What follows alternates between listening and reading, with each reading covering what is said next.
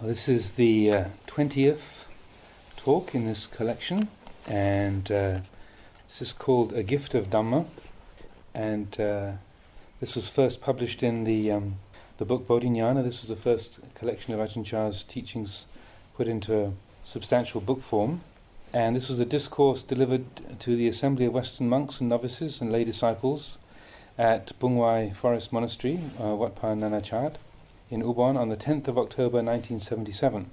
This discourse was offered to the parents of one of the monks on the occasion of their visit from France. So this is Ajahn Chah, who was one of the more senior monks.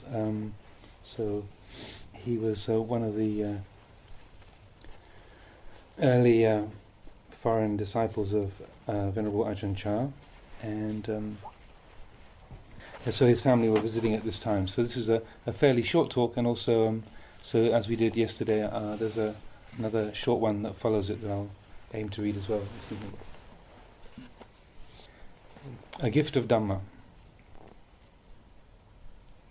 I am happy that you've taken this opportunity to come and visit Wat Pa Pong, and to see your son, who's a monk here. However, I'm sorry I have no gift to offer you. France already has so many material things, but of Dhamma there's very little. Having been there and seen for myself, there isn't really any Dhamma there which could lead to peace and tranquility. There are only things which continually make one's mind confused and troubled. France is already materially prosperous. It has so many things to offer which are sensually enticing: sights, sounds, smells, tastes and textures. However, people ignorant of Dhamma only become confused by them. So, today I will offer you some Dhamma to take back to France as a gift from Wat Pa Pong and Wat Pa Nanachat. What is Dhamma? Dhamma is that which can cut through the problems and difficulties of mankind, gradually reducing them to nothing. That's what is called Dhamma, and that's what should be studied throughout our daily lives, so that when some mental impression arises in us, we'll be able to deal with it and go beyond it.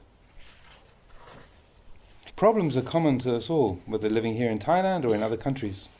If we don't know how to solve them, we'll always be subject to suffering and distress.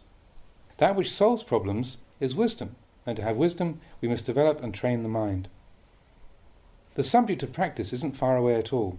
It's right here in our body and mind. Westerners and Thais are the same. They both have a body and a mind.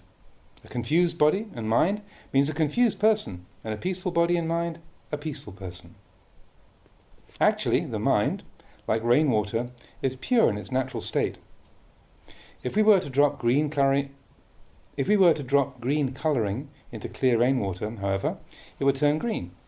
If we were to drop yellow colouring, it would turn yellow. The mind reacts similarly. When a comfortable mental impression drops into the mind is comfortable. When the mental impression is uncomfortable, the mind is uncomfortable. The mind becomes cloudy, just like the coloured water. When clear water contacts yellow, it turns yellow. When it contacts green, it turns green. It will change colour every time. Actually, that water, which is green or yellow, is naturally clean and clear. This is also the natural state of the mind, clean and pure and unconfused. It becomes confused only because it pursues mental impressions. Let me explain more clearly. Right now we are sitting in a peaceful forest. Here, if there's no wind, a leaf remains still. When a wind blows, it flaps and flutters. The mind is similar to that leaf. When it contacts a mental impression, it too flaps and flutters according to the nature of that mental impression. And the less we know of Dhamma, the more the mind will continually pursue mental impressions. Feeling happy, it succumbs to happiness. Feeling suffering, it succumbs to suffering. There's constant confusion. In the end, people become neurotic. Why? Because they don't know. They just follow their moods and don't know how to look after their own minds. When the mind has no one to look after it, it's like a child without a mother or a father to take care of it. An orphan who has no refuge, and without a refuge, he's very insecure.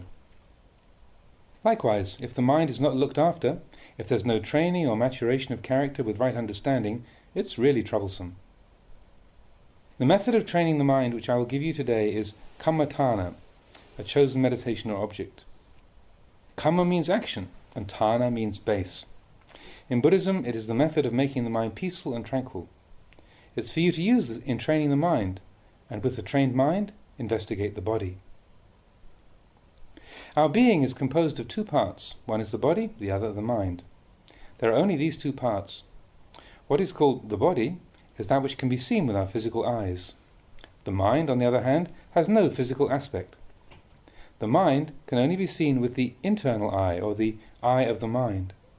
These two things, body and mind, are in a constant state of turmoil. What is the mind? The mind isn't really any thing. Conventionally speaking, it's that which feels or senses. That which senses, receives, and experiences all mental impressions is called mind. Right at this moment, there is mind. As I'm speaking to you, the mind acknowledges what I'm saying. Sounds enter through the ear, and you know what's being said. That which experiences this is called mind. This mind doesn't have any self or substance. It doesn't have any form. It just experiences mental activities. That's all. If we teach this mind to have right views, this mind won't have any problems. It will be at ease. The mind is mind. Mental objects are mental objects. Mental objects are not the mind. The mind is not mental objects.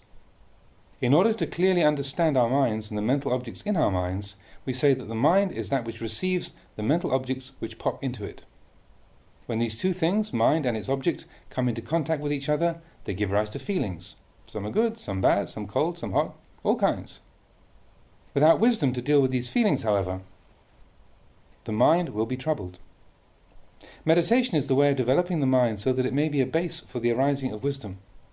Here the breath is a physical foundation. We call it anapanasati, or mindfulness of breathing. Here we make breathing our mental object.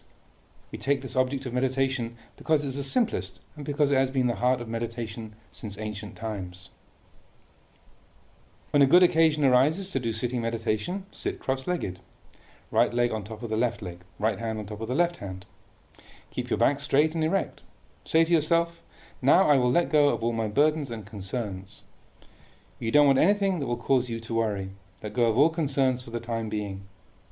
Now fix your attention on the breath. Then breathe in and breathe out. In developing awareness of breathing, don't intentionally make the breath long or short. Neither make it weak or strong. Just let it flow normally and naturally. Mindfulness and self-awareness, arising from the mind, will know the in-breath and the out-breath. Be at ease. Don't think about anything. No need to think of this or that. The only thing you have to do is fix your attention on the breathing in and breathing out. You have nothing else to do but that. Keep your mindfulness fixed on the in-breath and the out-breath as they occur. Be aware of the beginning, middle, and end of each breath. On inhalation, the beginning of the breath is at the nose tip, the middle at the heart, and the end in the abdomen. On exhalation, it's just the reverse. The beginning of the breath is in the abdomen, the middle at the heart, and the end at the nose tip. Develop the awareness of the breath, 1 at the nose tip, 2 at the heart, 3 in the abdomen. Then in reverse, 1 in the abdomen, 2 at the heart, 3 at the nose tip. Focusing the attention on these 3 points will relieve all worries. Just don't think of anything else. Keep your attention on the breath. Perhaps other thoughts will enter the mind, and it'll take up other themes and distract you. Don't be concerned. Just take up the breathing again as your object of attention. The mind might get caught in judging and investigating your moods, but continue to practice, being constantly aware of the beginning, middle, and end of each breath. Eventually, the mind will be aware of the breath at these 3 points all the time. When you do this practice for some time, the mind and body will get accustomed to the work. Fatigue will disappear. The body will feel lighter, and the breath will become more and more refined. Mindfulness and self-awareness will protect the mind and watch over it. We practice like this until the mind is peaceful and calm, until it is one. One means that the mind will be completely absorbed in the breathing, that it doesn't separate from the breath. The mind will be unconfused and at ease. It will know the beginning, middle, and end of the breath and remain steadily fixed on it. Then when the mind is peaceful, we fix our attention on the in-breath and the out-breath at the nose tip only. We don't have to follow it up and down to the abdomen and back. Just concentrate on the tip of the nose where the breath comes in and goes out. This is called calming the mind, making it relaxed and peaceful. When tranquility arises, the mind stops. It stops with its single object, the breath. This is what's known as making the mind peaceful so that wisdom may arise. This is the beginning, the foundation of our practice. You should try to practice this every single day, wherever you may be, Whether at home, in the car, lying or sitting down, you should be mindfully aware, watching over the mind constantly. This is called mental training and should be practiced in all the 4 postures, not just sitting, but standing, walking and lying as well. The point is that we should know what the state of the mind is in each moment. And to be able to do this, we must be constantly mindful and aware. Is the mind happy or suffering? Is it confused? Is it peaceful? Getting to know the mind in this manner allows it to become tranquil, and when it does become tranquil, wisdom will arise. With a tranquil mind, investigate the meditation subject, the body, from the top of the head to the soles of the feet, then back to the head. Do this over and over again. Look at and see the hair of the head, hair of the body, the nails, teeth and skin. In this meditation we will see that this whole body is composed of 4 elements: earth, water, fire and wind. The hard and solid parts of our body make up the earth element, the liquid and flowing parts the water element. Winds that pass up and down the body make up the wind element, and the heat in our body the fire element. Taken together they compose what we call a human being. However, when the body is broken down into its component parts, only these 4 elements remain. The Buddha taught that there is no being per se, no human, no Thai, no Westerner, no person, but that ultimately there are only these 4 elements. That's all. We assume that there's a person or a being, but in reality there isn't anything of the sort. Whether taken separately as earth, water, fire and wind, or taken together, labelling what they form a human being, they are all impermanent, subject to suffering, and not self. They're all unstable, uncertain, and in a constant state of change, not stable for a single moment. Our body is unstable, altering and changing constantly. Hair changes, nails change, teeth change, skin changes, everything changes, completely. Our mind too is always changing. It isn't a self or substance. It isn't really us, not really them, although it may think so. Maybe it'll think about killing itself, maybe it'll think of happiness or suffering, all sorts of things. It's unstable.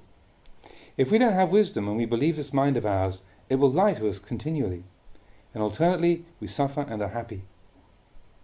This mind is an uncertain thing. This body is uncertain. Together they are impermanent. Together they are a source of suffering. Together they are devoid of self. These, the Buddha pointed out, are neither a being, nor a person, nor a self, nor a soul, nor us, nor them.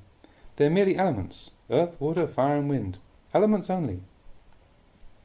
When the mind sees this, it will rid itself of attachment, which holds that I am beautiful, I am good, I am evil, I am suffering, I have, I this, or I that. You will experience a state of unity, for you will have seen that all of mankind is basically the same. There is no I. There are only elements. When you contemplate and see impermanence, suffering and not self, there will no longer be clinging to a self, a being, I, or he or she. The mind which sees this will give rise to nibbida, disenchantment and dispassion. It will see all things as only impermanent, suffering and not self. Then the mind stops. The mind is Dhamma. Greed, hatred and delusion will then diminish and recede little by little until finally there is only mind, just the pure mind. This is called practicing meditation. Thus, I ask you to receive this gift of Dhamma which I offer you to study and contemplate in your daily lives. Please accept this Dhamma teaching from Wat Pah Pong and Wat Pah Nanachat as an inheritance handed down to you. All of the monks here, including your son and all the teachers, make you an offering of this Dhamma to take back to France with you. It will show you the way to peace of mind. It will render your mind calm and unconfused. Your body may be in turmoil, but your mind will not. Those in the world may be confused, but you will not. Even though there is confusion in your country, you'll not be confused, because the mind will have seen. The mind is Dhamma. This is the right path, the proper way. You may remember this teaching in the future. May you be well and happy. May you remember this teaching in the future. May you be well and happy.